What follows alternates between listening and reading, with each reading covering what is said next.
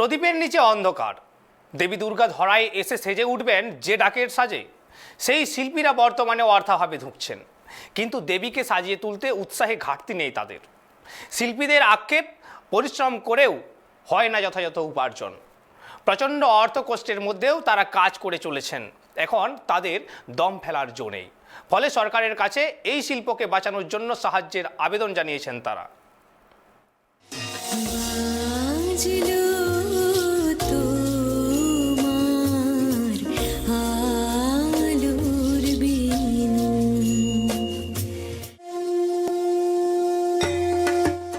আসছেন সেই খবর প্রতিনিয়ত জানান দিচ্ছে শরতের আকাশ, কাশফুল আর শিউলির গন্ধ।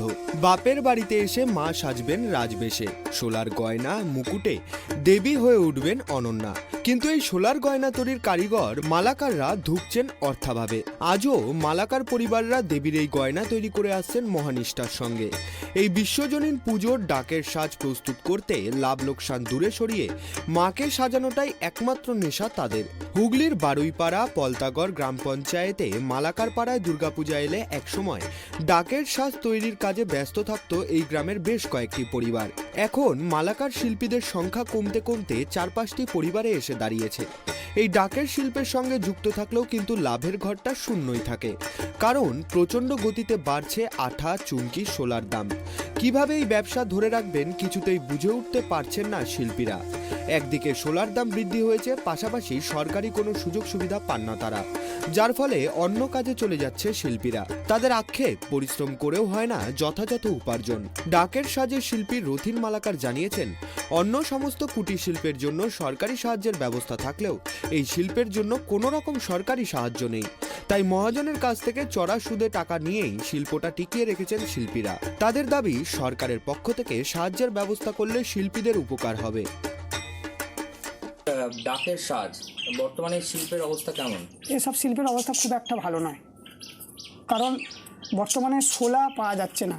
শোলার যা দাম, বা আমাদের এখানে আশেপাশে যে সব জলা জমি সব ভরাট হয়ে যাচ্ছে, ছোটোখাটো কলকারখানা হয়ে যাচ্ছে। আগে তো এখানে লোকালে শোলা পাওয়া যেত সস্তা দামে, কিন্তু এখন আমাদের ঘরে পয়সা দিয়ে কলকাতা থেকে শোলা কিনে নিয়ে আসতে হচ্ছে। তারপরে এই যে কসমেটিক এইসব জিনিসপত্রের যা দাম বেড়ে গেছে, কাজ করে আর সেরকম কাজ করে আমাদের পারিশ্রমিক মিলছে না। এবার সত্যি কথা বলতে আমাদের ছেলেমেয়েরা এইসব কাজে আর খুব একটা আগ্রহী নয়, তারা অন্য কাজে সব অন্য পেশার সঙ্গে চলে যাচ্ছে। কারণ আমরা সেইভাবে সেরকম কিছু এই কাজ করে ওই খাওয়া পড়াটাই হচ্ছে, সেরকম কিছু আমাদের হচ্ছে না। একটা সাজ তৈরি করতে কত সময় লাগে? মোটামুটি একটা সাজ ধরুন আমাদের একটা সাজ করতে ধরুন 8-10 দিন সময় লাগবে একটা ঠাকুরের। কজন মিলে? এবার ধরুন আমি কাজ করছি, আমার মা, আমার পরিবারও একটুখানি অল্প সময় যখন যেমন সময় সুযোগ পায় কাজ করে। আমি তো 24 ঘন্টা কাজ করি, এখন সকাল 6টা থেকে রাত্রি 10টা পর্যন্ত আমাকে কাজ করতে হয়। কোনো রকম সহায়তা সরকারের? না, সরকারের তরফ থেকে সেরকম কোনো সহযোগিতা কিছু পাই না। তো আমরা অনেকবার সরকারকে আমরা ভিডিওতে অনেকবার আবেদন করেছিলাম, আমাদের কাজের জন্য কয় সেরকম কিছু নেই, এর সুযোগ সুবিধে কয় সেরকম কিছু আমরা পাইও নি। তারপরে আপনার সরকার যেমন কৃষকদের যেমন কত কি সুযোগ সুবিধা দিচ্ছে, কিষাণ ক্রেডিট কার্ড করে দিচ্ছে, তারপরে এটা সেটা তাদের চাষ আবাদের জন্য যেমন সুযোগ সুবিধা করে দিচ্ছে। তো সরকার আমাদের দিকে যদি একটু লক্ষ্য দেয়, যে আমাদের মালাকারদের যেমন তাঁত সমবায় আছে জানো তো, তাঁতের কাজের জন্য তারা স্বল্প সুদে সেখান থেকে টাকা ধার নিয়ে তারা কাপড় টাপড় তৈরি করে আবার পয়সা সুদে দেয়। কিন্তু আমাদের তো সেরকম কিছু ব্যবস্থা নেই। আমাদের ওই মহাজনদের কাছ থেকে বা পাড়ার কোনো লোকের কাছ থেকে চড়া সুদে টাকা ধার নিতে হয়, নিয়ে কাজরাজ করে আবার কাজরাজ করে সেই সব পয়সা সুদে দিতে হয়। এতে আর কত টাকা থাকবে, আর এই কী পরিশ্রম করে আর লাভ হবে? ওই খেয়ে পড়ে কোনো রকম বেঁচে থাকা যাবে। এবারে কতগুলো ঠাকুর রয়েছে আপনার? এবারে আমার ঠাকুর আছে, দুর্গা ঠাকুর আছে 5টা, কালী ঠাকুর আছে 7টা, আর জগদ্ধাত্রী ঠাকুর আছে 1টা। আচ্ছা, কতদিন ধরে এই কাজ করছেন আপনি? আমি মোটামুটি 10 বছর। আর বিয়ের পরে কি কাজ শেখা? হ্যাঁ। কতক্ষণ কাজ করেন, সাহায্য করেন কতক্ষণ? সকালে স্কুলে চলে, ছেলে ছোট তো স্কুল পাঠিয়ে দিয়ে কিছুক্ষণ ঘরটা মানে কাজ করি, তারপর আবার মানে খাওয়ার সময় হয়ে যায়, রান্না টান্না করতে চলে যাই।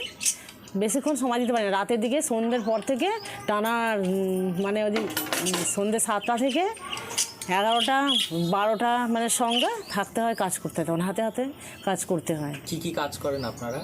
এইসব কাটা মানে এইসবগুলো ডিজাইন কাটা এইসবগুলো কাজ করি। ওই কাঁটা কেটে দেওয়া, বিট তোলা, শিউলি ধরিয়ে দেওয়া, এইসব কাজগুলো করতে হয়।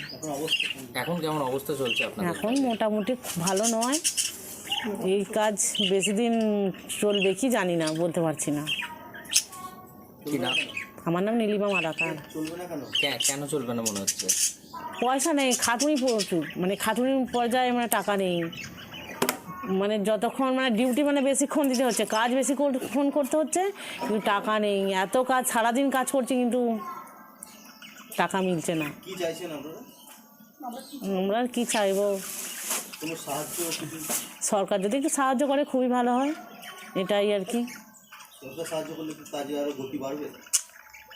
তাহলে তো শিল্পটাকে বাঁচিয়ে নেওয়া যাওয়া যায়, এছাড়া তার কিছু বলার নেই। এরপরেও ঘরের কাজ সামলে সৃষ্টি সুখের উল্লাসে মেতে উঠেছে মালাকার শিল্পী পরিবারের সকলে। জিনিসপত্রের দাম যেভাবে হু হু করে বাড়ছে, তাতে সেভাবে লাভ হচ্ছে না বলে দাবি শিল্পীদের। অনেকটাই মলিন হয়ে গিয়েছে তাদের মুখের হাসি। মায়ের অলংকার তৈরির গর্ব থাকলেও সংসার চালাতে হিমশিম খাচ্ছেন তারা। তাদের একটাই আবেদন, সরকার একটু মুখ তুলে তাকাক, তাহলেই যদি কোনোভাবে বাঁচানো যায় এই লুপ্ত হয়ে যাওয়া শিল্পটাকে। হুগলি থেকে সোমনাথ ঘোষের রিপোর্ট, ট্রাইব টিভি। বাজলো